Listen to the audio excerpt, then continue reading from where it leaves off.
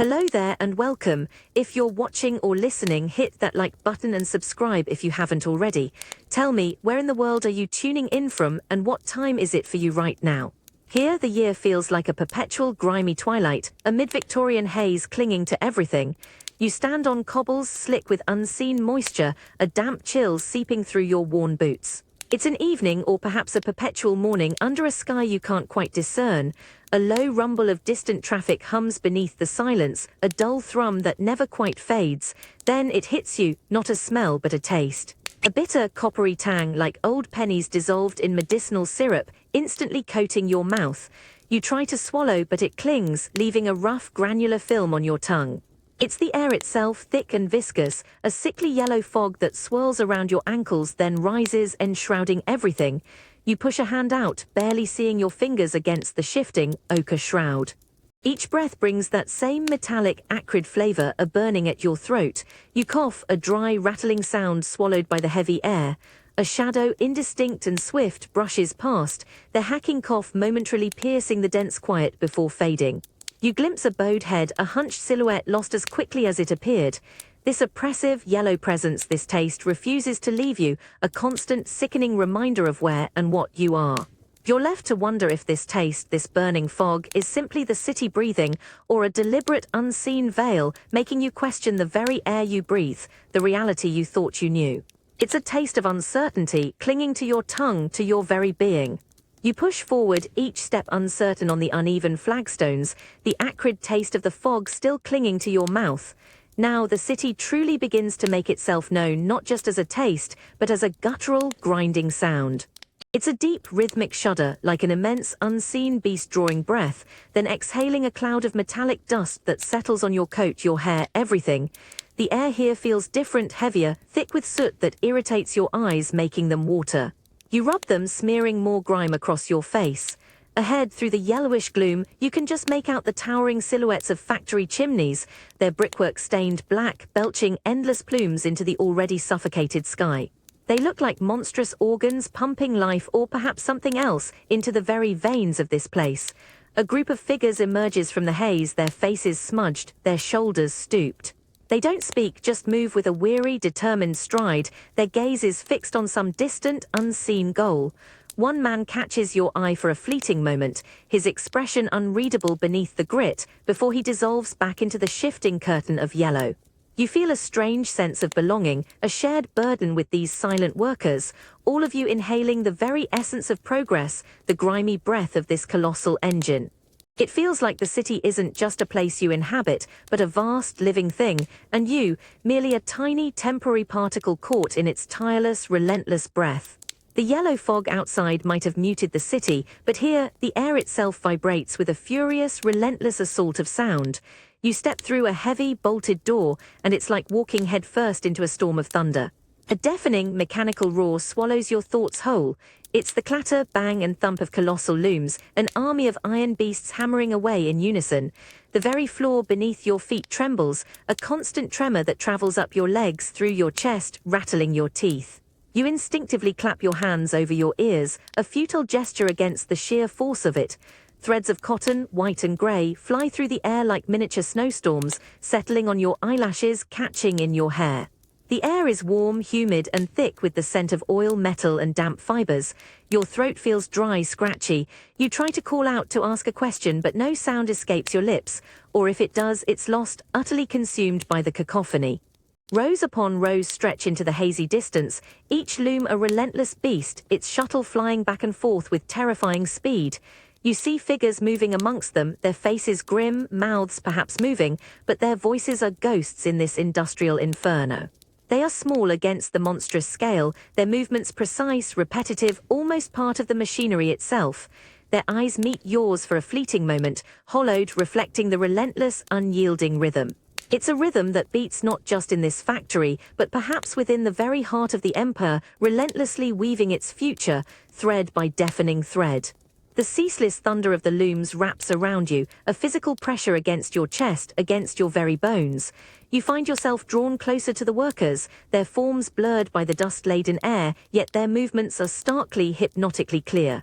It's their hands, you realize, that hold your gaze. These are not the soft, manicured hands of those you might encounter in the city's grander districts. These are tools, hardened and stained, crisscrossed with tiny scars and ingrained grime. You watch a young woman, her face smudged with soot, her brow furrowed in concentration. Her fingers, surprisingly nimble despite their rough appearance, dance between flying shuttles and taut threads. They tie a broken strand with a lightning-fast knot, barely pausing the rhythm of the machine. The swift, precise motions are almost terrifying, a testament to endless repetition, to a mastery born of necessity. You see another worker, a man older than the first, his knuckles swollen, his nails broken, guiding a spool of thread with a steady, almost unconscious grace. His eyes, though tired, hold a sharp, focused intensity, scanning for the slightest snag in the fabric. The air around you is thick with warmth, the metallic tang of machinery, and the subtle, earthy scent of raw cotton. You notice the fine lint clinging to the backs of their hands, almost like a second skin, blurring the lines where flesh ends and fabric begins. It's a strange dance, you think, between human vulnerability and mechanical might. These hands, so delicate in their intricate work, are utterly consumed by the unyielding demands of the loom. They are the true, raw engine of this place, endlessly weaving, endlessly enduring, silently telling a story of relentless toil that the deafening machines cannot.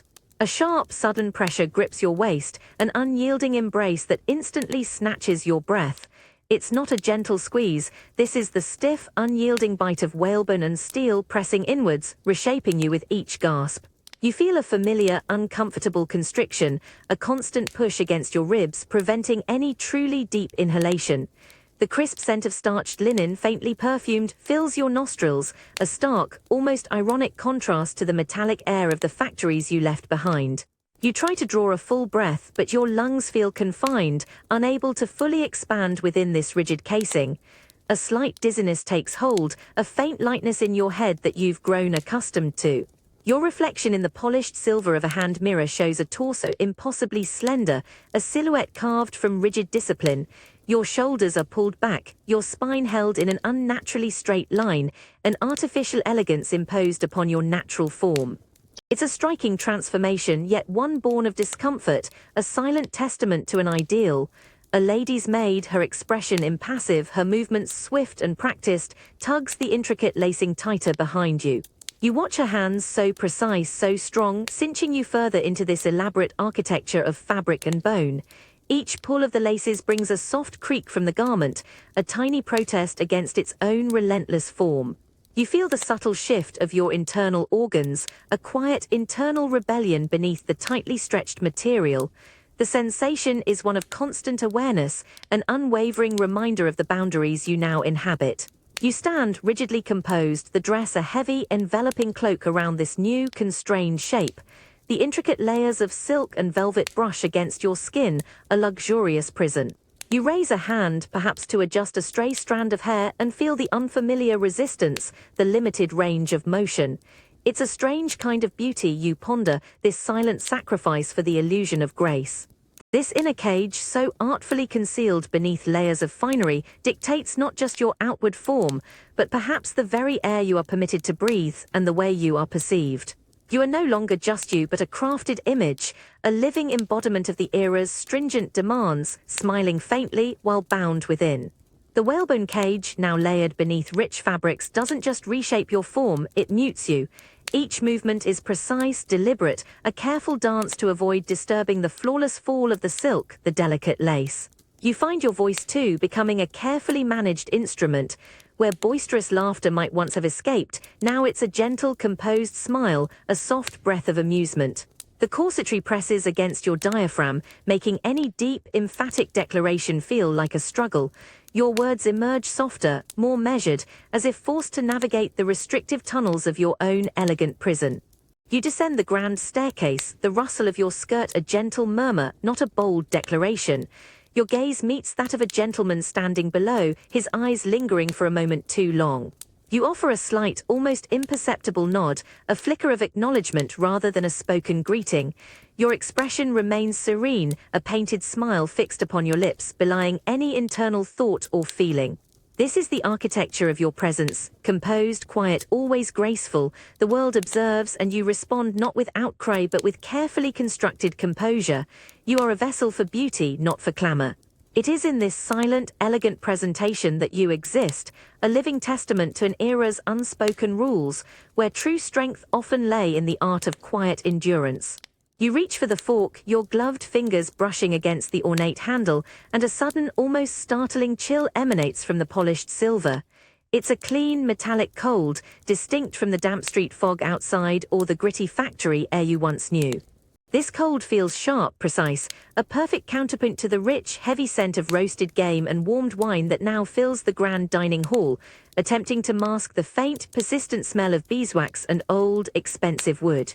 Despite the cheerful crackling fire in the hearth and the gentle hum of conversation, that cold from the silver seems to penetrate, a subtle reminder of the rigid order of things here. The table stretches out before you, an expanse of starched white linen gleaming under the soft, dancing glow of countless candles. Every piece of cutlery, every crystal glass, every porcelain plate seems to shimmer with an almost unnatural perfection, catching the flickering light in a silent, dazzling display. A symphony of delicate clinking, hushed murmurs, and the soft rustle of silk skirts surrounds you. The other diners, shadowy figures in their elaborate evening wear, move with an almost choreographed elegance, their hands rising and falling with precise, measured gestures, as if following an invisible conductor. You lift the fork, its weight surprisingly substantial, a small, cold assurance in your hand, an extension of the elaborate ritual. You feel a quiet pressure, not the physical constriction of whalebone, but an invisible embrace of expectation, a social corsetry.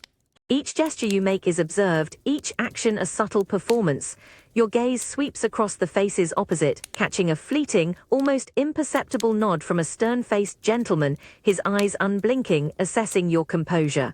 You return a faint, polite smile, the kind that doesn't quite reach your eyes, the kind you've perfected after countless evenings like this. You wonder if anyone truly sees past the surface, past the gleaming facade that everyone presents. This silver, so impeccably crafted, so beautifully presented, feels like an extension of the room itself. Grand, opulent, yet subtly chilling in its perfection. It reflects not just the candlelight, but perhaps the cold precision of the society gathered here, a mirror to their guarded smiles and whispered judgments. You take a delicate mouthful of pheasant, the taste of rich sauce, a brief, fleeting distraction from the constant, unsettling chill that seems to emanate from everything perfectly arranged around you. It's a feast for the senses, yes, but one served on a plate of ice, demanding a performance of effortless grace. As you place the fork down with a barely audible click, you're left to wonder if true warmth, genuine connection, can ever truly exist in a world so utterly, coldly polished. It's all a magnificent, beautiful surface, and beneath it, a lingering, unsettling chill. A sharp, resonant chime slices through the gentle hum of conversation, cutting the heavy air of the grand dining hall with an almost surgical precision. It's the dinner bell, of course, but this isn't a polite, distant ring. This is a command, a sudden, insistent declaration that instantly silences the hushed murmurs and the delicate clinking of silver. You feel an almost instinctive twitch, a subtle tension that ripples through the entire room, even amongst the most outwardly composed guests, a collective internal bracing. It's a sound that dictates, that draws an invisible line, marking a definitive shift in the evening's carefully orchestrated flow. You observe the subtle yet immediate ripple effect. Heads turn, not in surprise but with an almost ingrained obedience, a silent acknowledgement of the unseen orchestrator. Waitstaff, previously gliding with an effortless grace between tables, now quicken their pace, their movements becoming more purposeful, more urgent, like a sudden wind has swept through them. A young footman just at the edge of your peripheral vision visibly stiffens, his expression shifting from a vacant politeness to a focused, almost anxious readiness. There's a quiet, anticipated bustle, a gathering of forces, as the next elaborate course is prepared for its grand entrance, waiting just beyond the double doors. The cold perfection of the polished silver on the table, which had moments ago felt like a static presence, now seems to anticipate the next act, reflecting the flickering candlelight with a renewed, almost expectant gleam. You feel a strange sense of being a cog in a larger, finely tuned machine, propelled forward by this invisible force. Your own hand, which moments ago lingered over the stem of a delicate wine glass, now gently rests, awaiting the next unspoken instruction. It's not a violent imposition, this tyranny of the bell, but a soft, pervasive control, a constant reminder that every moment, every transition in this grand house is precisely timed, precisely managed, a constant, gentle nudge along a predetermined path. A lady seated opposite offers a fleeting, knowing glance, a shared acknowledgement of this unspoken authority, her painted smile unwavering. There's no rebellion, no protest, just a collective, elegant acquiescence. This single chime, a seemingly innocuous sound, holds within its metallic resonance the weight of expectation, the quiet pressure of unyielding protocol. It's a signal that life here runs on meticulously laid rails, guided by invisible hands, an elegant, rigid dance. You realize that this precise rhythm, this unwavering schedule, is another intricate layer of the illusion, a perfectly painted smile that extends not just to individual faces, but to the very fabric of time itself. Every tick of the clock, every chime of the bell, is a subtle reminder that even moments of leisure are carefully crafted, leaving little room for spontaneous breath, for genuine, unscripted pause. It's a continuous performance, where the stage directions are announced by the tyranny of a dinner bell. The crisp, starched air of the grand dining hall dissipates, replaced by a sudden, overwhelming assault on your senses. It's a thick, cloying stench that grabs you by the throat, instantly erasing all memory of roasted pheasant and fine wine. This isn't just a bad smell, it's a living, breathing entity, a dark, viscous plume rising from the unseen depths below. It's the acrid tang of human waste, rotting refuse, and something indescribably foul, a sickly sweet metallic decay that burns the back of your nose and settles deep in your lungs. You instinctively pull your shawl tighter, as if the fine wool could filter the insidious air. You stand on a crumbling stone embankment, the fog here not yellow with industry, but a grimy charcoal grey heavy with moisture and this unbearable reek. Below you, the great river, the silent highway, churns sluggishly, a vast, murky expanse that reflects no light, only a dull, oily sheen.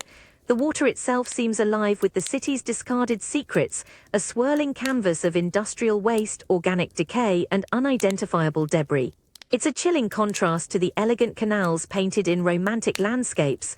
This is the true, raw artery of the metropolis, pumping not life but effluent. A lone, flat-bottomed barge drifts by, its oarsmen ghostly silhouettes against the impenetrable gloom. The boat cuts a path through the greasy surface, disturbing the floating detritus, and a fresh wave of that putrid odor washes over you, making your stomach churn. You taste it now, that metallic, earthy bitterness, far worse than any factory air. It's the taste of desperation, of a city straining under its own weight, its glorious facade hiding this festering, liquid wound. You watch as a scrawny dog sniffs tentatively at a bundle washed ashore, then retreats with a mournful whine. The river, once a source of life and transport, now feels like a vast, open sewer, swallowing everything the city casts away, silently carrying its burdens downstream. This is the unseen underbelly, the truth lurking beneath the painted smile of Victorian society. Here, amidst the pervasive stench and the murky silence, you realize that the illusion of progress, of civility, is as fragile and permeable as the air you're now forced to breathe. The stench itself is a powerful, undeniable truth, a raw, uncompromising whisper from the dark heart of the empire. The pervasive stench, that metallic, sickly sweetness, clings to your coat, a grim souvenir. You glance at the murky current, and it's no longer just a river of waste, it's a pulsing vein of invisible terror. The water, deceptively sluggish, is alive with something far more insidious than grime. It's a silent, unseen killer brewing in its churning depths. You recall the whispers, hushed conversations in drawing rooms, words like cholera and ague falling like heavy stones into polite silence. Here on this bank, those whispers become a chilling, tangible reality. You imagine the countless pipes, unseen arteries drawing this very water, this poisoned liquid into homes both grand and squalid. Into tea kettles, into wash basins, into the very mouths of the unsuspecting. A woman hurries past, clutching a bundled infant, her gaze fixed rigidly ahead, as if avoiding eye contact with the river could ward off its unseen evils. Her steps are quick, almost frantic. You see the pale, drawn faces of children playing in a nearby alley, their laughter thin and brittle. Do they know the grim secret the river holds, the deadly pact it makes with the city? You realize the true horror of the illusion, not just society's painted smiles, but the facade of cleanliness, of progress, disguising this deadly truth. The elegant teacups, the pristine linen, the sparkling silver, all built upon a foundation of this festering water. It's a bitter irony, this grand empire thriving on a poisoned heart. This river doesn't just carry secrets, it carries the seeds of disease, silently creeping into every corner, an unseen hand tightening its grip. The cost of this painted smile is often paid in hidden suffering, carried by the silent, indifferent river.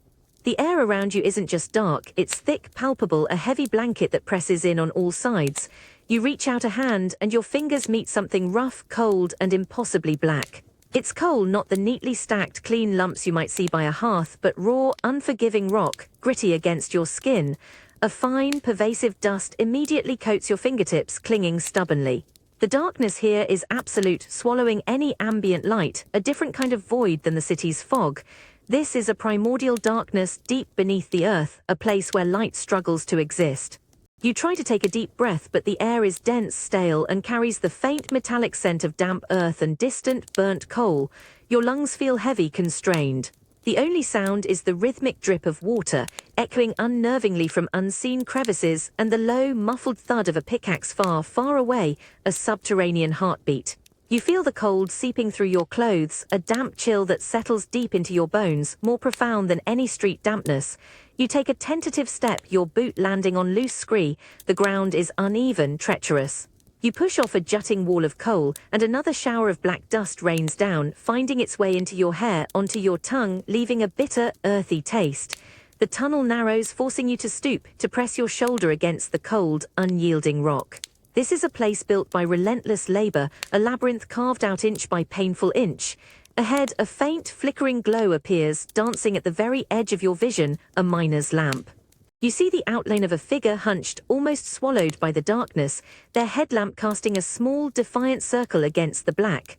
They pause, wiping something from their brow with a grimy hand, their silhouette briefly framed by the weak light, before they resume their arduous task. Their back is to you, but you feel the weight of their silent toil, a testament to raw, unyielding human endurance. In this endless dark, touching the cold, black heart of the earth, you feel a profound sense of the true, hidden cost of that painted smile, of the light and warmth in the grand houses above. This is where the empire's breath is forged, in this suffocating, inky blackness, a stark contrast to the gleaming facades of civility. It's a heavy, unshakable truth, one that settles in your spirit like the dust on your skin. The rhythmic asterisk thud of the pickaxe, previously a distant echo, now feels like a hammer striking directly against the walls of your own chest. You watch the miner, his back a silhouette against the flickering lamp, his breath a ragged, visceral sound in the close, damp air. Each swing of the heavy tool is a testament to raw, unyielding force chipping away at the black seam. The effort is immense, visible in the tremor of his shoulders, the slow, deliberate lift, the inevitable fall. He pauses not to rest but to brace himself, wiping a streak of sweat and cold dust from his forehead with the back of a grimy hand. You notice the thin, patched fabric of his jacket clinging to his sweat-dampened frame. His trousers are worn through at the knees, patched again and again, telling a story of countless hours spent kneeling in this suffocating darkness. Beside him, a wooden pail, crudely carved, sits half full of shattered coal, each piece representing a segment of his life chipped away, sold for a pittance. There's no rush, no frantic speed, just a relentless, steady rhythm, born of necessity and the understanding that every lump harvested is a penny earned. You feel a profound sense of the invisible, relentless exchange happening here. This isn't merely labor, it's a slow, agonizing transaction of body and spirit for mere sustenance. You imagine the grand houses above, lit by these very fires, warmed by this very coal, their inhabitants oblivious to the silent, suffocating struggle beneath their feet. This dark, airless chamber feels like the true foundation of the empire's painted smile, built on the bent backs and aching muscles of those who toil in the endless night, a price measured not just in coal, but in human life, one penny, one breath at a time. A sharp, insistent draft of icy air snakes around your bare ankles, chilling your skin, pulling you into this sparse, clinical room. It smells of carbolic acid and something else, something cloying and sickly sweet, like old linens and lingering desperation. You sit on a hard wooden chair, the cold seeping through the thin shift you wear, a stark contrast to the thick protective layers of your usual attire. Your skin prickles not just from the cold, but with an anticipatory unease. Then a cold, slimy weight presses against your inner arm. You flinch, a sharp gasp catching in your throat as the creature attaches itself. It's a leech, dark and glistening, its body surprisingly firm as it latches onto your flesh. A stern-faced physician, his spectacles perched low on his nose, merely nods, his gaze unwavering, fixed on the minuscule, almost imperceptible movements of the creature. His hand, surprisingly steady despite the delicate task, holds another one aloft in a glass jar, its brethren swirling in a murky liquid. You feel a strange, dull pull, a tiny, insistent suction as the first leech begins its work. It's not painful, not exactly, but deeply unsettling. A cold awareness spreads through you, of something foreign, alien, drawing life from your very veins. The metallic tang of fresh blood, surprisingly faint, seems to rise in the air around you, a phantom sent to accompany the cold draft. You watch, fascinated and repulsed, as the creature swells almost imperceptibly, a slow, silent consumption. The physician offers no words, only a curt gesture towards a small, stained basin beside your chair. His assistant, a woman with a perpetually tired expression, dips a cloth into an iced pail, then gently dabs your forehead. Her touch is cool, fleeting. You feel a profound vulnerability in this moment, stripped not just of clothing, but of the layers of composure and illusion you usually maintain. This raw, ancient ritual of healing, performed in a world so keen on its polished surfaces, feels like a dark, intimate secret. It's a stark reminder that beneath all the finery, beneath the painted smile, the body remains a fragile vessel, susceptible to ailments and subject to peculiar, sometimes unsettling remedies. You're left with the quiet knowledge that even health, that most basic human need, is often pursued through methods that challenge your very sense of civility.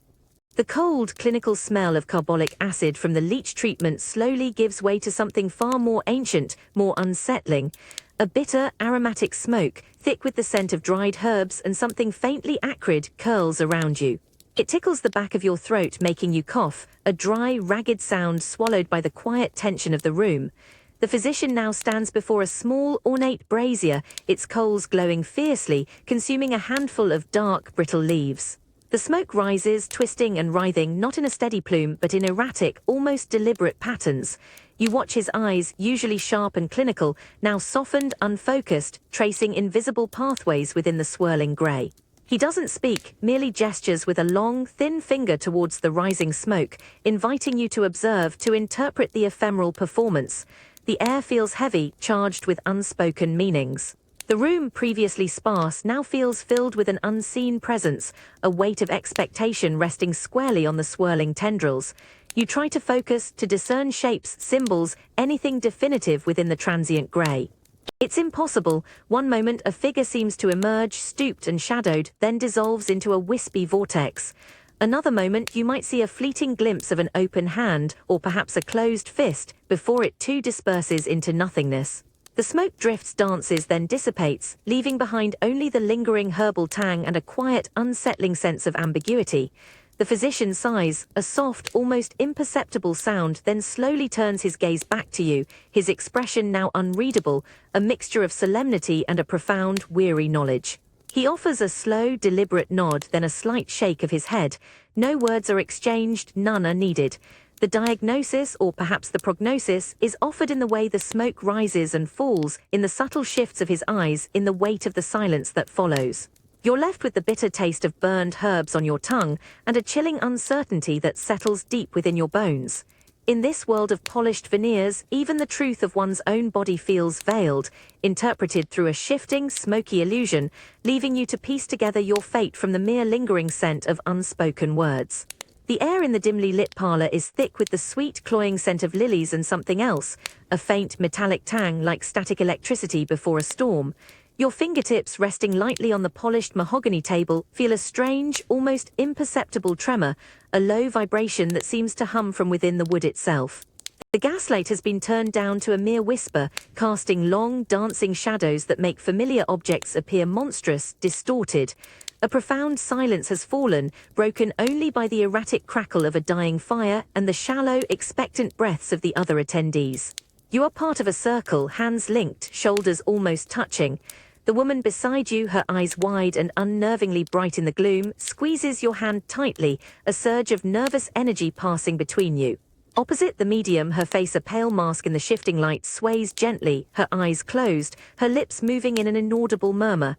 The air feels heavy, charged with a strange mix of fervent hope and barely concealed skepticism. Suddenly the table shudders, not a gentle vibration but a distinct, undeniable movement, as if an unseen hand has pushed against it from below. A collective gasp ripples through the circle, a mixture of fear and exhilaration.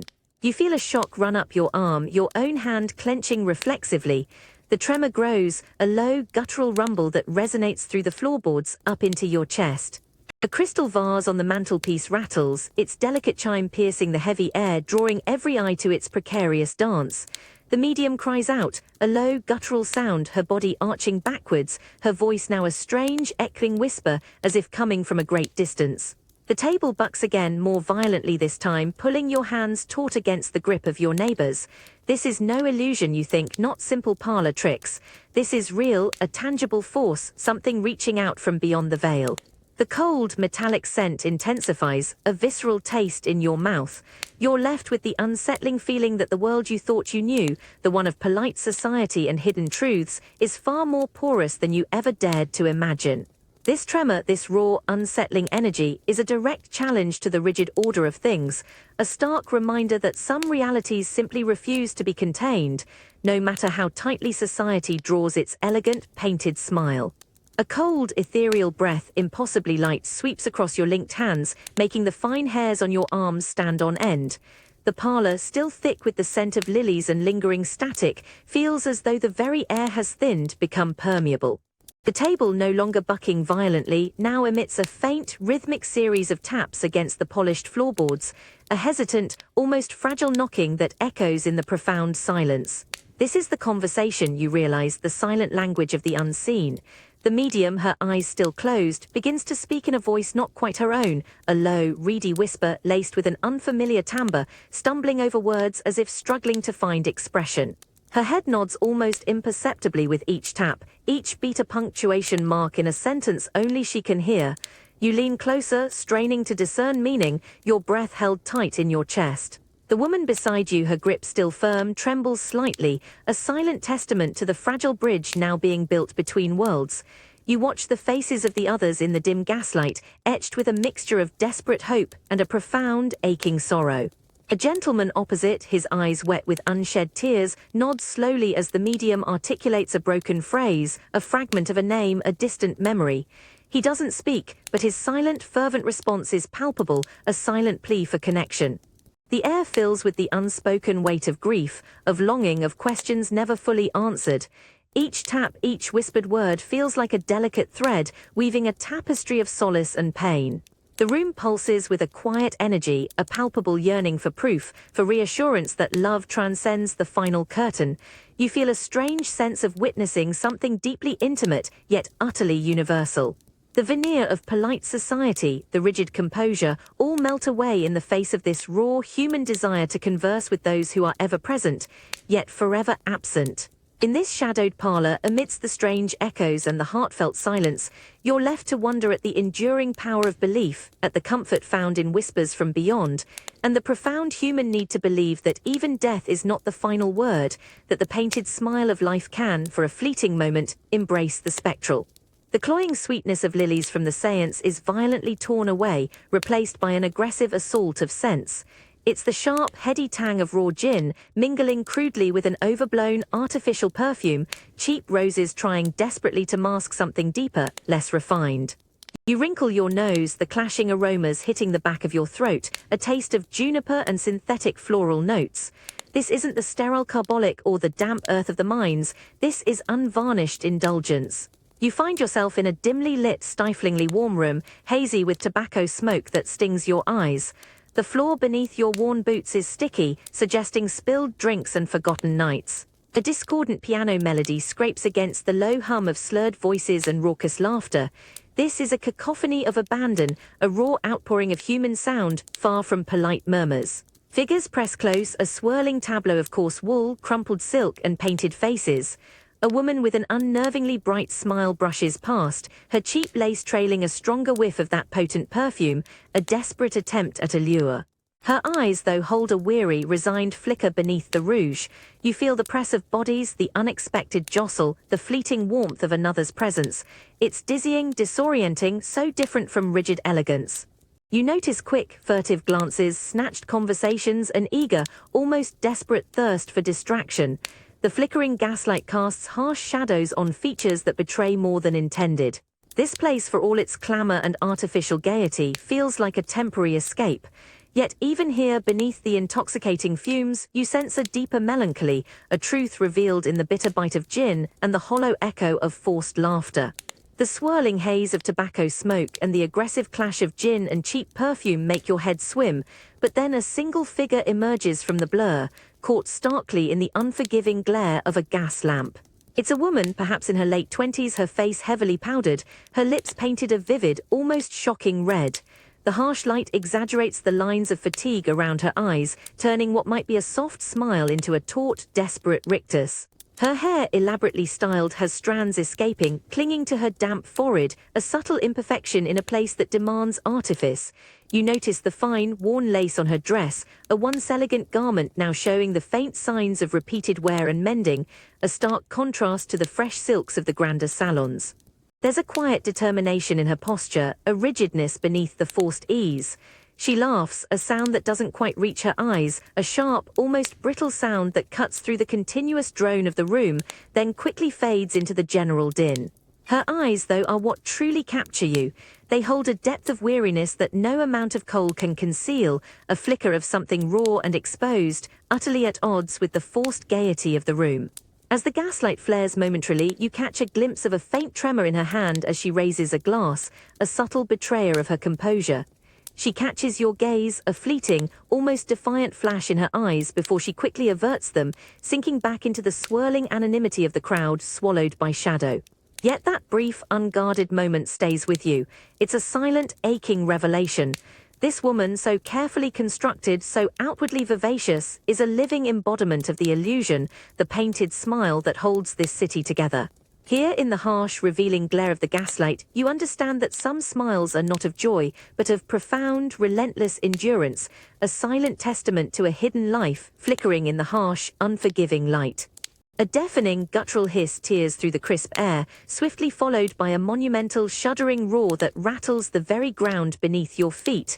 It's the sound of iron and fire, a raw, mechanical breath. You're on a bustling platform, and the air around you is suddenly thick with the acrid smell of coal smoke, hot grease and scorched earth, a powerful, almost choking cocktail that sears your nostrils and coats your tongue with a bitter, metallic taste. Sparks, tiny fiery embers, dance and fly through the gloom, a fleeting, dangerous glitter against the dark, imposing metal.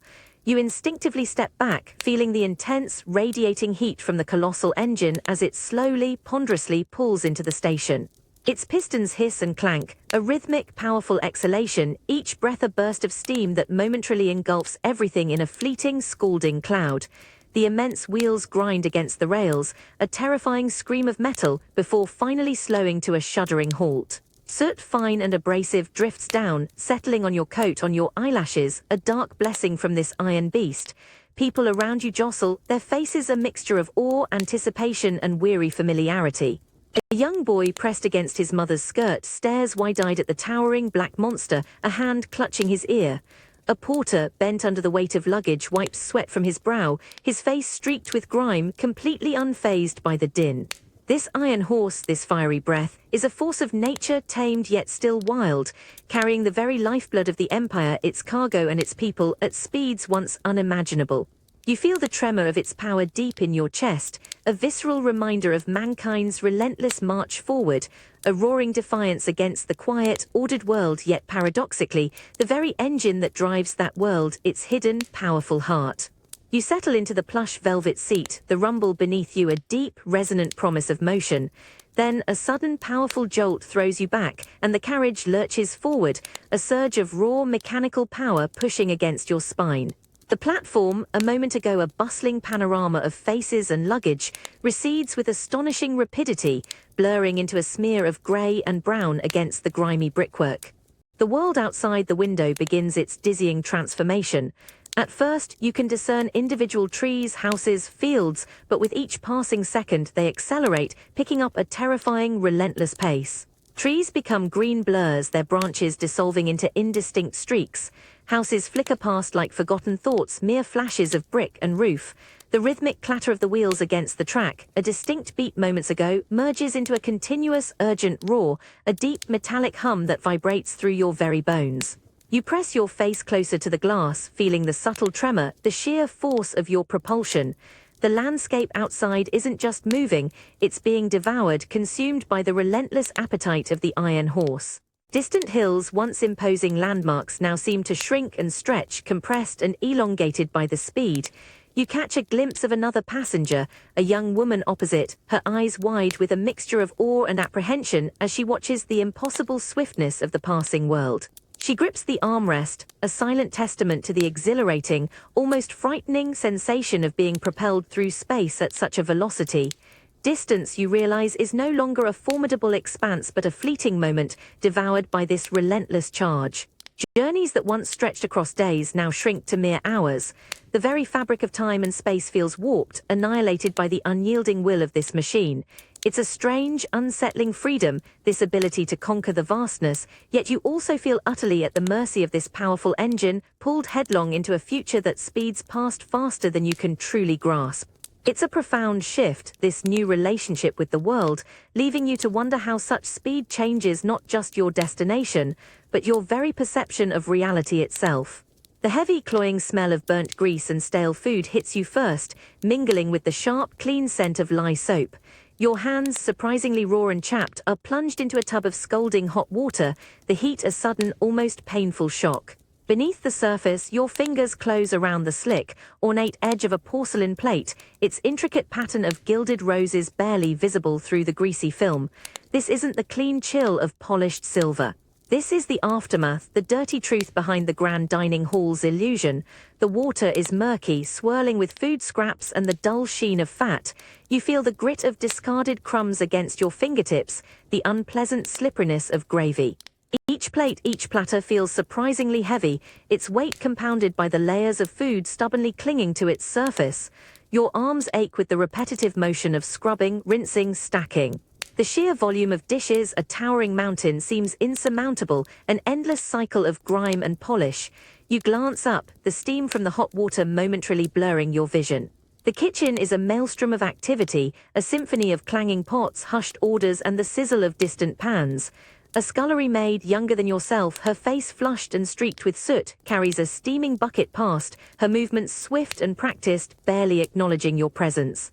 Her eyes, though, hold a shared weariness, a silent understanding of the relentless, unglamorous toil. The gentle clink of china, a pleasant sound in the dining hall, here becomes a constant, almost jarring soundtrack. You feel the rough texture of a scrubbing brush against your skin, the sting of a fresh cut on your finger from a chipped edge. These aren't just dishes, they're a tangible representation of another's abundance, another's indulgence, a stark reminder of the social chasm. Each piece of porcelain, once a gleaming symbol of refined taste, now feels heavy with the weight of unseen labor, a silent testament to the hidden machinery that keeps the grand houses running, layer by meticulous layer. You're part of that hidden machinery now, scrubbing away the remnants of a world you glimpse only through discarded plates. The sudden, sharp jingle tears through the stale kitchen air like a gunshot, slicing through the clatter of pots and the hushed whispers of the serving staff. It's the bell, a precise, insistent summons that pulls you instantly from your task of polishing silver. Your heart gives a small, involuntary lurch, a muscle trained by countless interruptions throughout the long hours of the day and night. Every head in the servants' hall snaps up, a uniform, almost instinctive reaction, eyes darting to the polished mahogany board that hangs with silent authority above the pantry door. A small brass indicator number 4 swings wildly, a frantic finger of brass pointing unequivocally to a master's urgent desire. The air, already thick with the lingering scent of roasted meat, stale vegetables, and cleaning fluids, now vibrates with a sudden anxious tension, a silent ripple of urgency that spreads through the cramped space. A young housemaid, perhaps no older than 16, folding crisp linen, drops her cloth with a soft thump, her eyes wide with apprehension and weary resignation. Her movements and yours become instantly purposeful, a practiced scramble honed by endless repetition. You feel the adrenaline prickle, the familiar surge of a need for swift, flawless action. Any hesitation or error could bring a stern reprimand from above. This isn't merely a polite request. It's an absolute command, demanding instantaneous obedience, no matter the time or hour.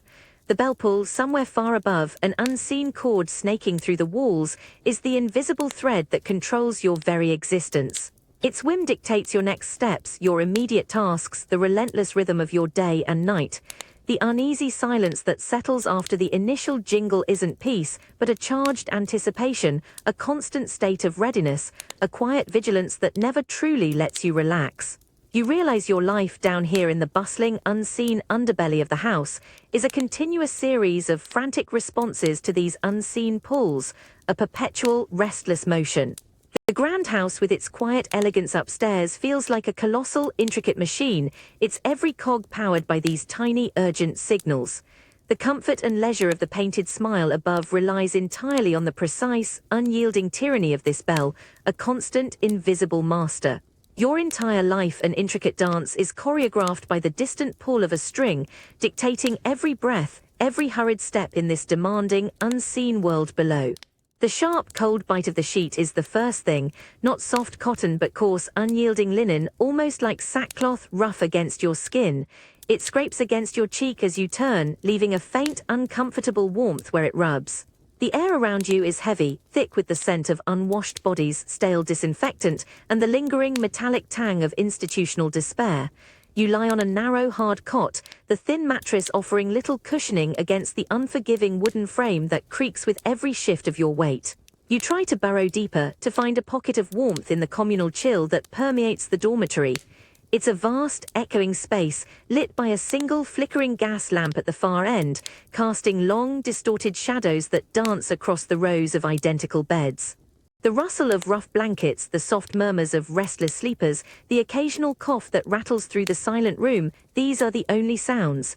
Each breath you take feels shallow, weighed down by the heavy air, by the proximity of so many other lives, so much unspoken suffering.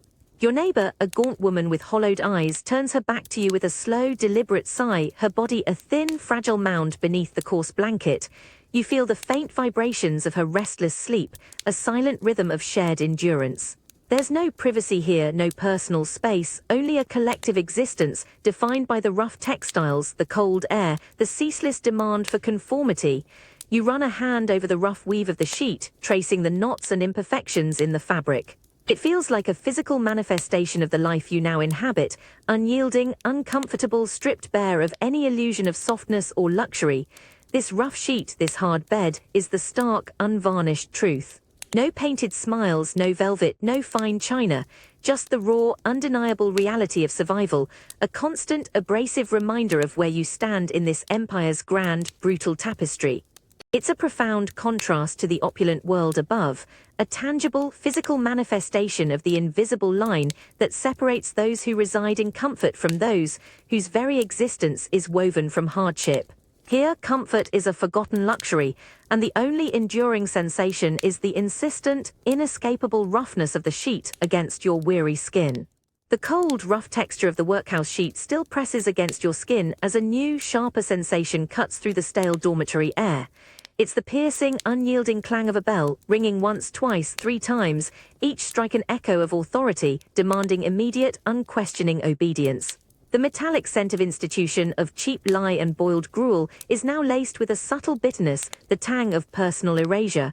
You feel a sudden hollow ache in your chest, a premonition of loss. You stand in a line, shoulder to shoulder with other gaunt figures, all clad in identical drab grey garments. The room is cavernous, the low gaslight barely illuminating the rows of stoic, resigned faces. Before you, a formidable woman, the matron, her face a mask of rigid discipline, moves down the line. She carries no book, no register, just a steely gaze that sweeps over each individual, not seeing a person, but an entry, a nameless unit. Her lips thin and bloodless part. "You number 5, fetch the water." Her voice is flat, devoid of warmth or inflection.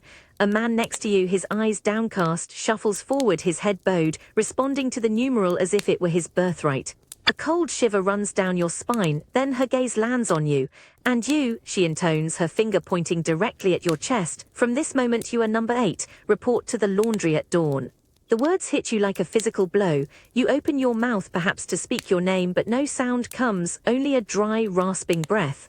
The name you've carried, the one whispered by your mother, called by your friends, that sense of asterisk you is simply lifted, dissolved in the sterile air. It's not a question, not a suggestion, but an absolute, unassailable decree. You look at your hands, rough and calloused from work, and for a fleeting moment they feel alien, disconnected from the person you once were. You are no longer defined by your past, your experiences, your very essence.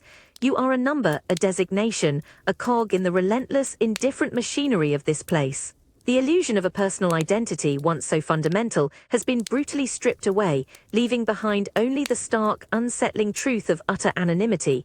Your name, your singular self, has been unmade, a final, chilling act in the grand, brutal performance of the painted smile. The sharp, acrid tang of lye and stale gruel from the workhouse dissolves, replaced by a slow, creeping sweetness that wraps around you like a heavy velvet cloak. It's the intoxicating, cloying scent of opium smoke, thick with the aroma of burned poppies and something else, something faintly medicinal, almost sickly yet strangely alluring. It coats your tongue, a bittersweet film that promises escape. You feel a strange warmth begin to bloom in your chest, a gentle anesthesia spreading through your limbs. You lie stretched out on a low, padded divan, its once vibrant velvet now faded and stained, absorbing the countless nights of quiet desperation. The material feels surprisingly soft beneath your weary body, a stark contrast to the rough sheets of the workhouse. The room is a hazy, dim cavern, bathed in the red glow of a single, flickering lantern that casts long, wavering shadows across the walls. Sounds from the bustling street outside, a distant carriage, a hawker's cry are muffled, distorted, retreating as if heard through deep water. Beside you, a figure reclines, their eyes half closed, a thin pipe held loosely in their fingers, a wisp of smoke curling languidly from their lips. Their face is a serene, almost vacant mask, all the sharp edges of life smoothed away by the pervasive haze. You watch as they exhale, a slow, contented sigh escaping their lips. There's no conversation, no forced pleasantries, just a shared, silent pursuit of oblivion. The air itself feels heavy, languid, each breath a deeper surrender to the sweet, beckoning cloud. A soft, almost imperceptible hand offers you a warmed pipe, its bowl dark with residue. You take it, the smooth, cool ivory a strange comfort in your grip. You inhale, the smoke burning faintly at first, then spreading a profound, calming warmth through your chest, reaching into the deep, aching corners of your being. All the clamour, the cold, the demands of the world outside, the fog, the looms, the corsets, the bells, the river, the mine, the workhouse, they begin to recede, becoming distant echoes in a rapidly expanding silence. In this sweet haze, the sharp edges of reality soften, blur, then disappear entirely. The pain in your joints, the persistent ache in your spirit, the relentless grip of society's expectations, they all loosen their hold. You are not just escaping a place, you are escaping a self, a burdensome identity. Here, in the soft, red glow amongst the quiet, vacant faces, you find a temporary peace, an illusion of freedom that for a precious, fleeting moment feels more real than any harsh truth. It's a bitter solace, you muse, this sweet suspension, a testament to the profound human need to simply cease, for a little while, to feel the relentless weight of being. The painted smile of Victorian society, it seems, has its most tragic, yet compelling, mirror in the quiet, empty peace of the opium den. The pipe feels impossibly light in your fingers, a fragile conduit to oblivion. You draw slowly, deeply, the warmth of the bowl a faint comfort against the pervasive chill of the world outside. The opium smoke fills your lungs, not with a harsh, burning sensation, but a languid, expansive warmth, unfurling like a silken banner deep within you. It's a bittersweet kiss, a taste of burned poppies and something faintly metallic, instantly coating your tongue, ushering in a profound, all-encompassing sense of detachment. This isn't merely a physical sensation anymore. It's an internal tide, rising, washing over the jagged peaks of your consciousness, smoothing every sharp edge until they simply cease to exist. All tension, all worry simply melts away into the swirling haze. The velvet of the divan beneath you softens further, dissolving the very boundaries between your weary body and its comforting, enveloping embrace. The fabric itself seems to breathe with you, absorbing all discomfort, all strain, until you are truly suspended, weightless within its soft confines. The red glow of the flickering lantern in the corner pulsates gently, no longer just a mere light source, but a living, breathing heart at the very center of this hazy, intoxicating room. The figures around you, previously vague and indistinct, now melt and undulate into shimmering, ethereal forms, their quiet, shared breathing a distant, rhythmic hum, a collective sigh in this velvet-clad purgatory. You watch the smoke unfurl from your lips, twisting and turning in the heavy air, a slow, silent, ethereal dance. It doesn't dissipate, instead it seems to gather, to coalesce, forming shifting, dreamlike shapes that swim at the periphery of your vision. Is that a long, serpentine coil gracefully coiling and uncoiling? A phantom shadow of iridescent scales, fleeting and beautiful, shimmering with unseen light. This is the dragon they speak of, you realize, elusive and constantly beckoning, dancing just beyond your full grasp, yet undeniably present in this manufactured haze. Each tendril of smoke is a delicate thread of profound forgetfulness, weaving an impenetrable veil between you and the harsh light of external reality. Your thoughts, once a tumultuous torrent of worry, a clamor of responsibilities and crushing weariness, now drift completely untethered, like crimson leaves on a slow-moving, silent river. The oppressive weight of the workhouse rules, the biting cold of the polished silver, the ceaseless, deafening clatter of the looms, all become whispers, faint, receding echoes from another life, another self that feels impossibly, almost fantastically distant. The world, or what precious remains of it in this velvet haze, is a waking dream, soft and infinitely malleable, woven entirely from manufactured peace. This is the chase, then. Not a frantic, desperate pursuit, but a gentle, effortless surrender. You are floating, perfectly adrift in a vast sea of sweet forgetfulness, watching the outside world recede further, becoming smaller, utterly insignificant with each languid breath. It's an intoxicating, truly beautiful annihilation, this quiet dissolution of self, of all the binding ties of expectation and relentless pain. You understand now the desperate, profound allure, the tragic peace found in this temporary oblivion. For a precious, fleeting moment, you have truly escaped the relentless demands of the painted smile, only to find another, more insidious one, shimmering softly in the narcotic haze. The sweet, cloying haze of the opium den is brutally ripped away, replaced by an incandescent, blinding glare.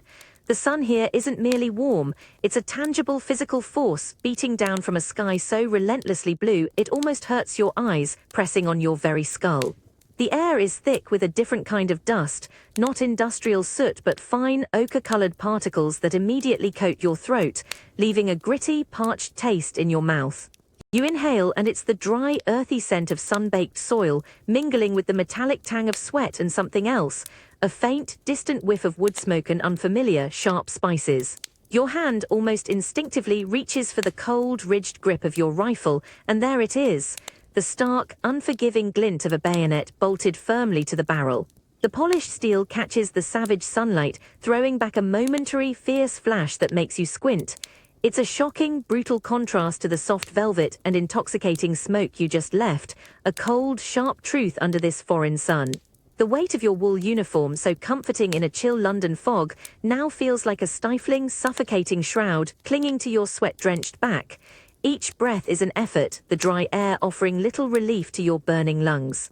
You stand on uneven, cracked earth baked hard as stone, stretching out to a distant horizon that shimmers with heat haze. Around you the landscape is alien, sparse, thorny bushes clinging stubbornly to life, and the occasional gnarled tree offering scant, dusty shade. The only sounds are the rhythmic crunch of boots on gravel, the low, grunted commands of a sergeant, and the insistent, high-pitched buzz of unseen insects. There's a profound, watchful silence beyond these immediate sounds, a stillness that feels heavy, pregnant with unseen eyes. Ahead, a line of fellow soldiers, their faces grim and streaked with dust, move with a weary, practiced precision, their own bayonets glinting like an unsettling constellation in the relentless light. You catch the eye of the man next to you, his face a mask of stoic endurance, his jaw set, his gaze fixed on the shimmering distance. There's no painted smile here, no polite artifice. Just a raw, unyielding determination etched onto every face. In the distance, just barely visible, you perceive a cluster of low, mud-brick dwellings, an unfamiliar village nestled precariously against the vast, indifferent landscape. You can almost feel the weight of unspoken lives, of a culture that sees you as an intrusion, a foreign force in their ancient land. The bayonet, cold and sharp in its readiness, is more than just a piece of metal. It's a symbol of empire, a brutal extension of a will exerted over distant, unwilling lands. Its glint under this foreign sun feels like a stark, undeniable truth, a raw display of power far removed from the elegant illusions of drawing rooms. Here there is no room for painted smiles, only the hard, unvarnished reality of conquest, measured in sweat, dust, and the chilling, uncompromising gleam of steel. This vast, sun-drenched land seems to watch, waiting, a silent, powerful testament to the hidden, brutal costs of a world built on such grand, glittering illusions. The relentless foreign sun still glares from a merciless blue sky, but the air around you is no longer simply hot and dusty. It's a sudden, urgent tapestry of sound. The sharp, metallic clang of rifles being cocked, the guttural roar of a sergeant's command, echoing harshly across the baked earth. Your heart, already pounding a frantic rhythm against your ribs, now seems to leap into your throat, a drumbeat of pure adrenaline. The earthy scent of dry soil and faint wood smoke is suddenly overlaid with the sharp, coppery tang of fear, a primal taste on your tongue. You surge forward with the line, your heavy boots pounding a deafening rhythm against the unyielding ground. The dry, ochre dust rises in choking clouds, filling your mouth, grating against your teeth. Your vision narrows, focused intently on the flickering figures ahead, the harsh glare off their own bayonets a dizzying, deadly dance. The world is a blur of motion, a terrifying forward momentum propelled by unspoken commands and raw animal instinct. Every muscle in your body screams in protest, but you push, you run, your breath ragged, rasping in your burning lungs. Then a sudden, impossible crack tears through the din. It's impossibly loud, impossibly close, a sound that seems to cleave the very air in two. Just ahead, the man in front of you, a broad, stoic back draped in the proud, scarlet wool of his uniform, stumbles. It's a strange, almost graceful lurch, utterly out of place amidst the brutal charge. His rifle clatters, a secondary metallic shriek, echoing strangely in the sudden eerie silence that seems to descend specifically around him. He falls, not with a shout, not with a cry, but with a heavy, sickening thud, like a sack of stones dropped from a great height. The vivid red of his coat, once a symbol of defiance and empire, splashes against the dull ochre earth, an almost impossibly bright stain. He doesn't move. The dust, which had been kicked up by his boots, settles gently around him, a soft, indifferent shroud.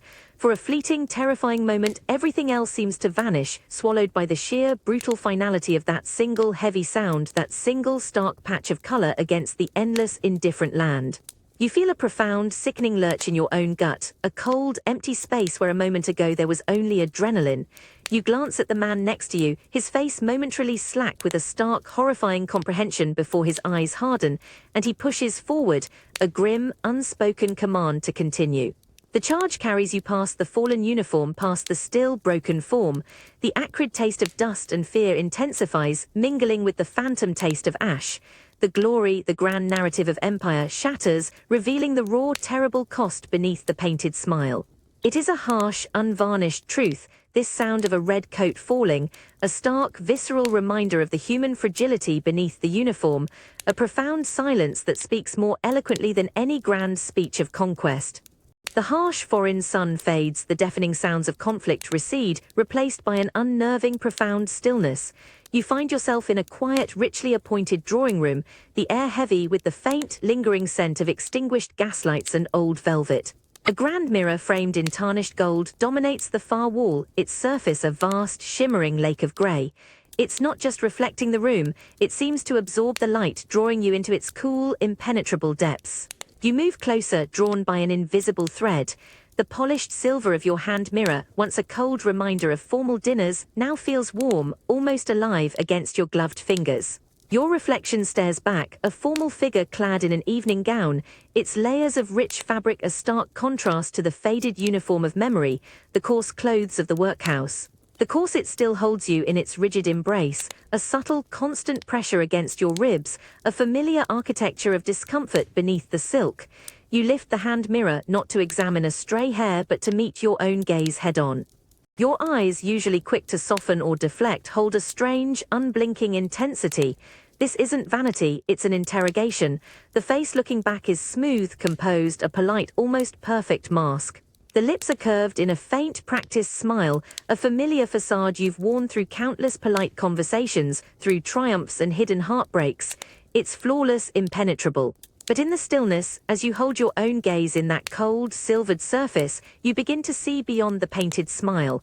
Not a flaw, not a wrinkle, but a subtle hollowness in the eyes, a flicker of something profoundly weary, deeply guarded. It's the ghost of the yellow fog, the relentless hum of the looms, the bitter tang of the river, the endless dark of the mine, the rough touch of the workhouse sheet, the sweet haze of the opium den, and the terrifying clang of a falling red coat, all silently echoing beneath that perfect, placid exterior. The mirror reflects not just your image, but the countless illusions you've inhabited, the truths you've seen, the experiences that have shaped the unseen depths of your soul. This silvered gaze holds a profound, unsettling truth. The most convincing illusions are often the ones we craft for ourselves, and the face we present to the world is rarely the full, unvarnished story of who we truly are. The quiet reflection of your silvered gaze is abruptly shattered, not by sound but by an unfamiliar potent smell that fills your nostrils, a sharp, metallic tang like burnt powder and strong chemicals. You blink, your eyes watering slightly from the unexpected acridity. The luxurious drawing room has vanished, replaced by a strangely sparse chamber devoid of comfort, the air heavy and still. A low, guttural murmur from a figure shrouded in dark cloth is the only sound. You stand stiffly, a rigid uprightness dictated not by whalebone this time, but by the cold, unyielding pressure of a metal clamp at the back of your head, holding your neck in an impossibly still position. It's an uncomfortable embrace, forcing your shoulders back, your chin slightly lifted. Your hands, gloved and perfectly still, rest delicately on a small velvet-covered table.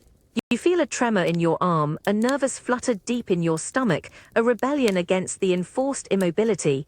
This isn't a performance for polite society, this is an unblinking, unyielding capture. From behind a towering wooden contraption, the photographer emerges, his face obscured, then briefly illuminated by the flickering gaslight as he bends to adjust a lens. He speaks no words, only gestures, his gloved hand moving with precise, almost surgical movements. He nudges your shoulder, tilts your head a fraction. Each adjustment is a subtle erasure of your natural self, shaping you into an idealized form for the unblinking eye of the camera. The dark, polished lens stares at you, a cold, unblinking orb, seemingly absorbing every detail, every pore, every hidden thought. You feel utterly exposed, vulnerable under its intense, mechanical gaze. A low hiss escapes from the photographer, a final signal. He dives back under the dark cloth, and then a blinding, instantaneous flash erupts, searing your retinas for a fleeting second, followed by a sudden metallic pop and the scent of ozone. You blink, stars dancing in your vision, the image of that bright, sudden light burned onto your eyelids. The metal clamp releases, and you feel your muscles protest, aching from the forced stillness. A deep sigh escapes the photographer as he emerges from the shroud, his face grim but satisfied.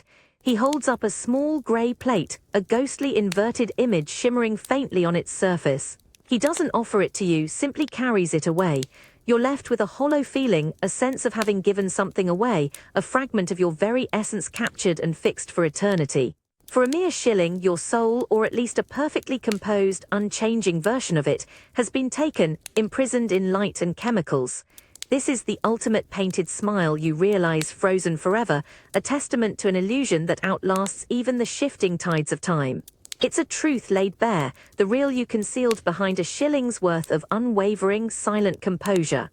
The sweet, intoxicating haze of the opium den, the sharp tang of gunpowder from a foreign battlefield, all are ripped away, devoured by a colossal, roaring wave of sound. It's the music hall, and the air here is a thick, visceral symphony of human clamor. A collective, guttural cheer erupts, shaking the very timbers of the building, followed by a thunderous stomping that vibrates up through your boots, rattling your teeth. It's not just noise, it's a living, breathing entity, a joyful, unrestrained beast unleashed. You are swept into a pulsating throng of bodies, a sea of faces flushed with cheap ale and raw exhilaration. The scent of spilled beer, stale tobacco smoke, and sweat hangs heavy in the air, mingling with the sweeter, almost desperate whiff of gin and cheap perfume. This is the raw, unvarnished pulse of the city's underbelly, a world away from polite drawing rooms and hushed conversations. You feel the press of elbows, the accidental brush of shoulders, the humid warmth of countless lives packed together, all seeking a momentary escape. The stage, bathed in the harsh, flickering glare of gaslights, is a dazzling, chaotic spectacle. The performer, resplendent in gaudy silks and heavy grease paint, throws back her head in booming laughter, her voice, though strained, miraculously cutting through the din. She kicks a leg high, a flash of stocking and petticoat, and another roar rises from the pit, a surge of collective delight. Her eyes, though, as they sweep across the raucous crowd, hold a knowing glint, a subtle acknowledgement of the illusion she so expertly crafts, the fragile magic she weaves in this clamorous space. Behind you, a man bellows a snatch of song, off-key but full-throated, thumping his tankard against the wooden table. A young woman beside him, her face alight with an almost feverish excitement, clutches his arm, her eyes shining. Here, the rigid rules of society, the constraints of daily life, are momentarily forgotten, dissolved in the heady cocktail of music, drink, and shared exuberance. This is a place of raw emotional release, where the painted smiles are bolder, brighter, yet paradoxically feel more honest in their desperation. You feel a strange, liberating pull, a desire to join the raucous chorus, to shed the layers of decorum and simply exist in this unbridled, intoxicating energy. The taste of ale, bitter and bracing, cuts through the lingering staleness, a reminder of pure, simple pleasure. This is a different kind of illusion, you realize, not one of subtle deception, but of exuberant collective make-believe, a vibrant, deafening defiance against the quiet despair of the world outside. For a few precious hours the burdens are lifted, the facades are amplified, and joy, however fleeting, becomes an intoxicating, undeniable roar. Here, in the heart of the clamour, you taste a profound, universal human need to simply forget, to lose oneself in the dazzling, boisterous spectacle, even if only until the house lights dim and the brutal dawn returns. The thunderous roar of the music hall crowd, once a deafening wave, begins to recede, fading into a dull, persistent hum. The air, though still thick with stale tobacco smoke and spilled ale, now carries the distinct, pungent scent of grease paint and cheap stage powder, a chemical bouquet that catches at the back of your throat. Your feet, sticky with forgotten drinks, guide you away from the pulsating throng towards the less glamorous corners backstage. Here, the vibrant colors of the stage lights dim to a grimy yellow from a single, bare gas lamp. The intoxicating energy of the performance is replaced by a palpable exhaustion. You see her, one of the performers, now stripped of her grand stage presence, her elaborate costume looking frayed and thin under the unforgiving light. Her face, still heavily caked with white foundation and crimson rouge, bears the stark evidence of the painted smile. The corners of her mouth are upturned, an almost grotesque parody of joy, but her eyes, wide and hollowed, tell a different story. They reflect a deep, unvarnished weariness, a profound quietness that belies the clamour she just commanded. She accepts a coin from a gruff stagehand, a quick, almost dismissive exchange. It's a farthing, tiny and insignificant, cold against her rouged palm. The applause, the fleeting adulation has vanished with the house lights, distilled into this meager, tangible reward. You notice a faint tremor in her hand as she clutches the coin, a subtle betrayer of her composure. Her elaborate wig, now askew, reveals strands of damp, darker hair beneath, a fleeting glimpse of the real self beneath the vibrant illusion. She offers a slight, almost imperceptible nod to no one in particular, then turns, her shoulders slumping with a profound, unspoken weight. The cheap, sequined fabric of her costume rustles softly as she moves, a quiet counterpoint to the raucous memory of her performance. The lingering taste of stale gin and the dry rasp in your throat seem to mirror her own unspoken fatigue. You realize that this painted smile, so dazzling from the audience, is an expensive facade, paid for not just in farthings, but in raw human endurance. It's an illusion crafted to mask a deeper truth, a momentary reprieve from a world that offers little comfort.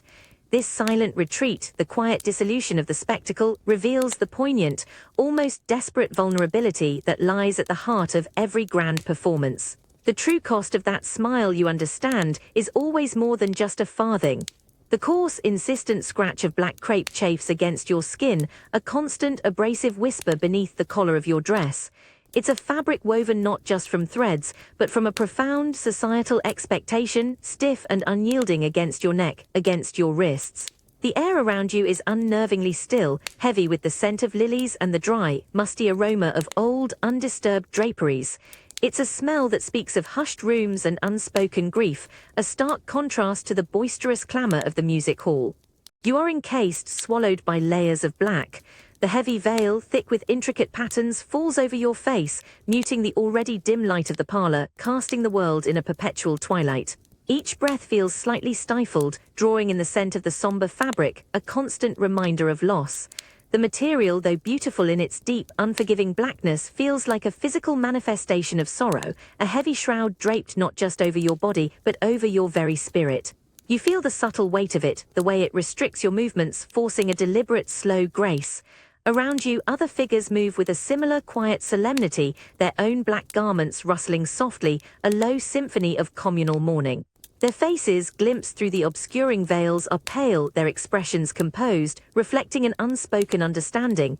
You catch the eye of a woman across the room, her own black-gloved hand clutching a small lace handkerchief. There's no spoken word, no direct acknowledgement, just a shared, heavy silence, a collective performance of dignified sorrow.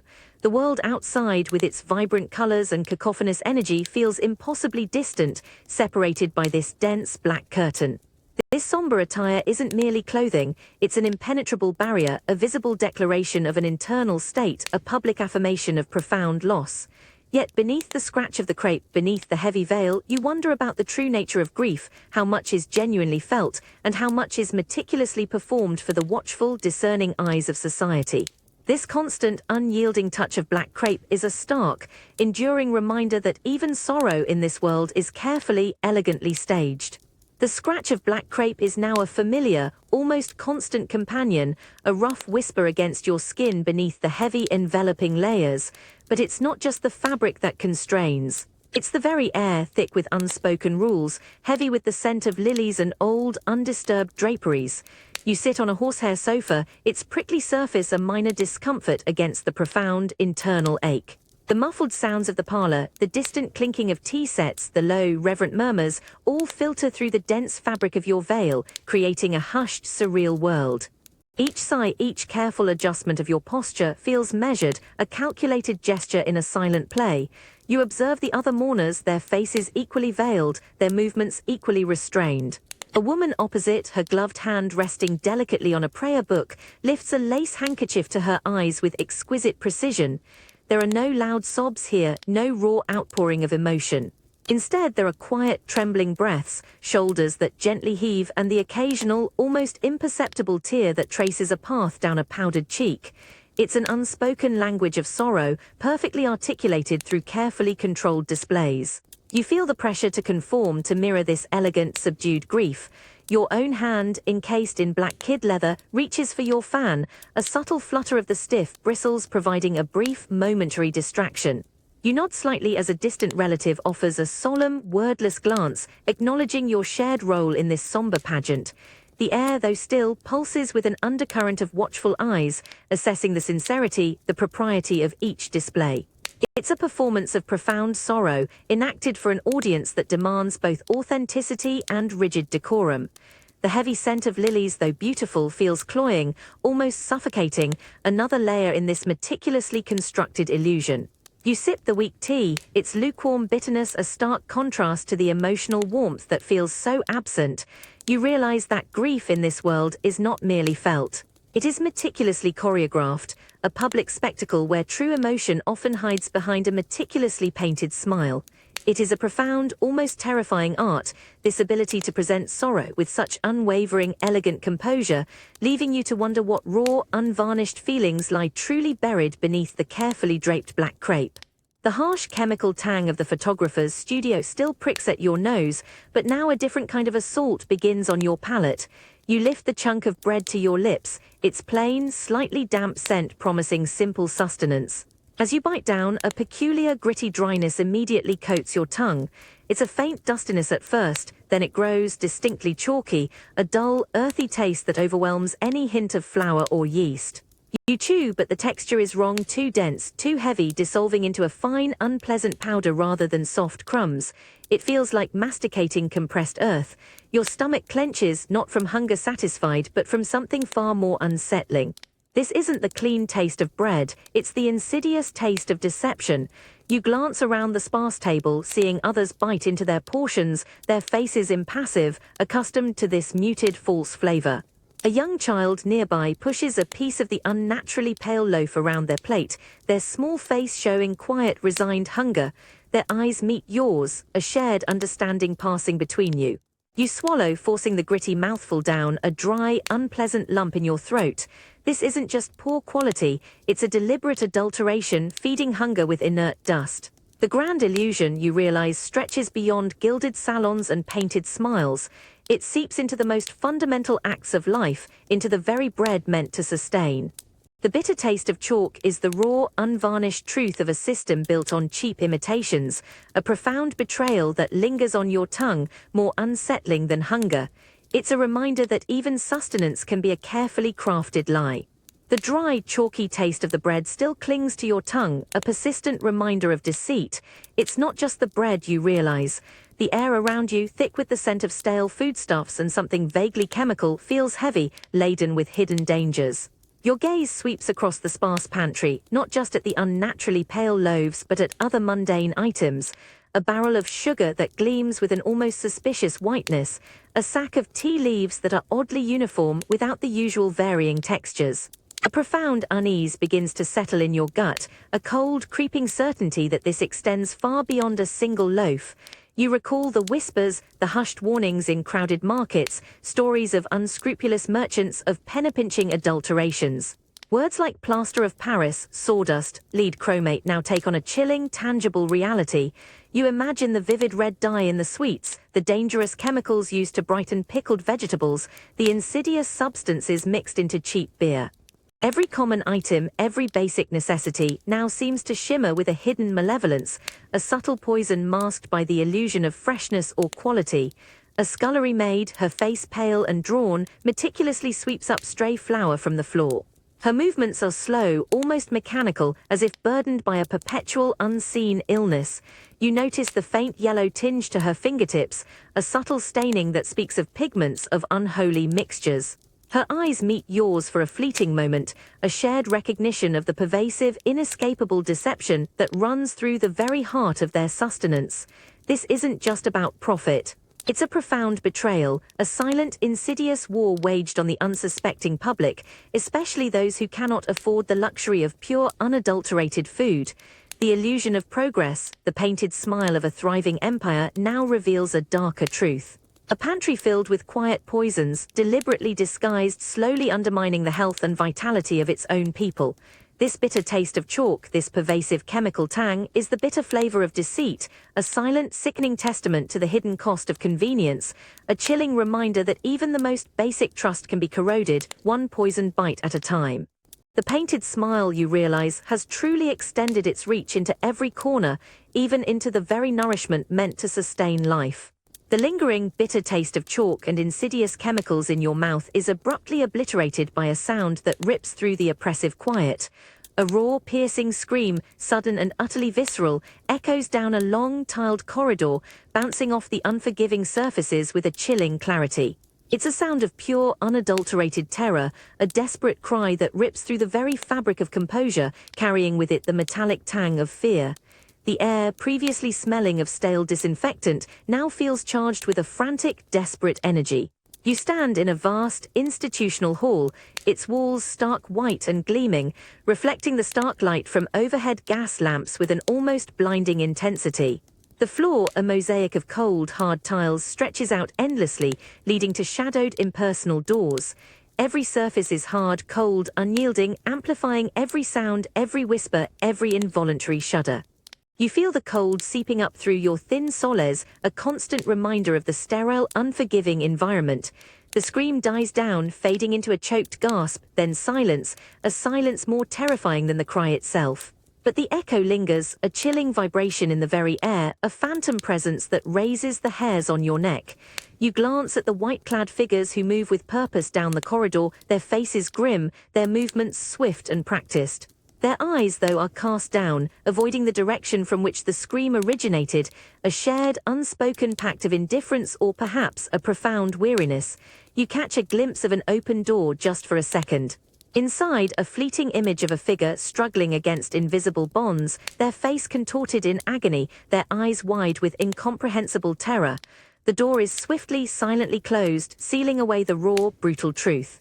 You are left with the chilling echo, the lingering scent of disinfectant, and the profound, unsettling knowledge that beneath the veneer of progress, beneath the pursuit of order, there exists a place where human suffering is simply contained, muted, and swiftly forgotten. The screams, you realize, are an inconvenient truth in a world that so meticulously cultivates its painted smile. They are the raw, unedited soundtrack to an illusion, a stark reminder of the deep, unsettling despair that this society so deftly works to conceal. The lingering echo of that scream, a phantom vibration in the cold, tiled hall, still prickles at your spine. But now a different sensory assault demands your attention, the sharp, metallic clang of keys, rattling with a heavy, deliberate sound, echoing down the sterile corridor. The air, already thick with disinfectant, now carries a faint, sickeningly sweet tang like ether or chloroform, a chemical promise of forced calm. You feel a sudden cold dread in your stomach, a tightening in your chest. You are led into a small, windowless room, its walls stark, its atmosphere oppressive. A single bare gas lamp casts a harsh, unblinking light, revealing a heavy leather-strapped chair dominating the center. Its thick buckles gleam dully. You feel a strange, almost hypnotic pull towards it, a chilling sense of inevitability. Two attendants, their faces impassive, their movements swift and practiced, guide you towards the chair. Their hands, though firm, are impersonal, devoid of any comfort or empathy. You resist, a sudden animal surge of instinct, but it's futile. Your muscles, weakened by unseen forces, offer little protest. The coarse leather of the straps digs into your wrists, your ankles, your chest, holding you immobile. You feel the unyielding pressure, a cold, inescapable embrace that pins you utterly. Your breath hitches, rapid and shallow. The air tastes of fear, metallic and raw, mingled with the sweet, insidious fumes that are now pumped into the room. A soft, almost rhythmic hiss begins, and the cloying, sweet smell intensifies, filling your lungs, clouding your vision. Your head feels light, distant. The harsh light of the lamp seems to soften, to blur, then stretch into long, wavering streaks. The faces of the attendants, previously sharp and severe, now melt into indistinct, swirling shapes. The metallic clang of the keys, the echoing scream, all become muffled, distorted, retreating into a soft, inviting hum. Your thoughts, once a clamor of defiance, now unravel gently, beautifully, slipping away into a warm, encroaching darkness. This, you realize, is the cure, not a healing but an erasure, a forced stillness, a gentle, chemical oblivion for a wandering mind, for a soul that refuses to fit the rigid molds of society. The painted smile of the empire, you understand now, extends its reach even into the innermost sanctums of the mind, ensuring conformity through silence, through forced peace. It's a chilling, profound truth, this deliberate unmaking of thought, a stark reminder that even the inner landscape of the human spirit can be controlled, subdued, until only a compliant, empty space remains. The silence that follows is not peaceful, but a profound, terrifying void, a final chilling note in the illusion's grand, relentless symphony. The sweet, cloying ether from the asylum chamber slowly gives way, replaced by a delicate, almost mournful hiss. It's the sound of gas escaping, a faint, rhythmic whisper, thin and fragile in the encroaching gloom.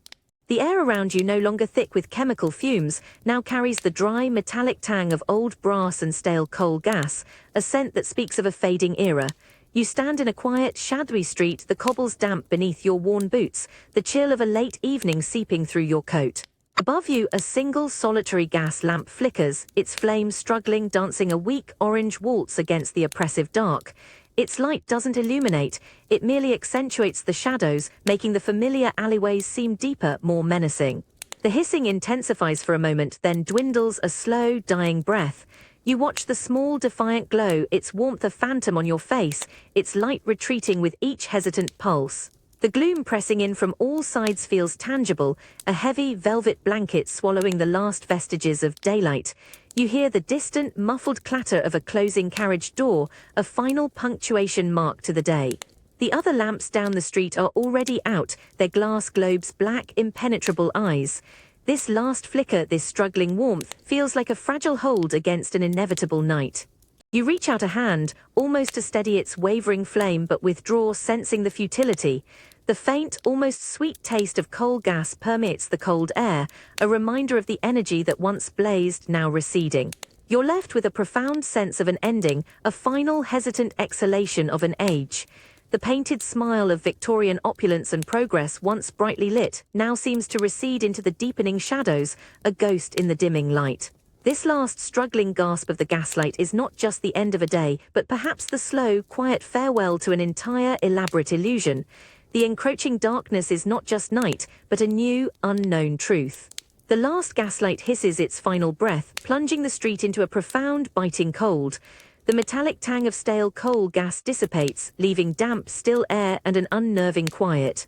You stand on deserted cobbles, inky blackness mirroring the gloom, your every exhale clouding visibly. The city's murmur is swallowed by absolute silence, heavy and watchful.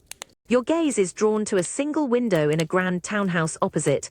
Its dark panes, defying the void, hold a faint inner glimmer, a soft, diffused radiance like captured moonlight. Ornate ironwork casts skeletal shadows against this luminescence. Then a silhouette appears. Tall, slender female, it stands perfectly poised, a graceful shadow against the inner light. You discern the elegant sweep of an updo, the delicate curve of a neck, the subtle swell of voluminous skirts.